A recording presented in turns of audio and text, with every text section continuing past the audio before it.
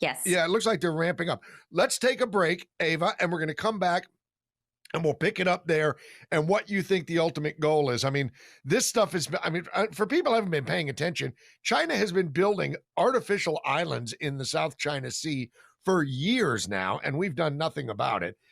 And it seems like it's starting to come to a head. Now, you said that when you heard me talking to my man Ruckus there about the lab leak, the U.S. Senate has come out and said it looks all but certain that it was indeed a lab leak from the Wuhan Institute of Virology. We know that the Wuhan Institute of Virology was getting funding through the National Institutes of Health. And of course, Dr. Fauci headed up the National Institutes of Health. Are you saying you don't believe it was a lab leak, or do you believe that it was an intentional leak? What do you think? What do you think is going on here? This is a bioweapon intentionally created to destroy United States, to kill white population. Okay, so this is a war plan. They brought out the war plan a long time ago. Okay, the goal is to take over the world. They want a slaveries. Because Chinese people are slaves.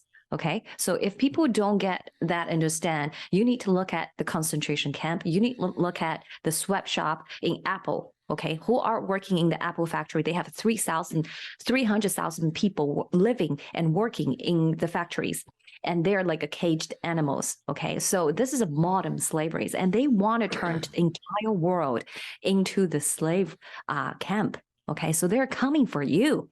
And the Chinese people has already showed you what the life under the communism would look like. And most of the things you hear about from China are lies. Okay, the Chinese people in last year, December alone, 29 million died.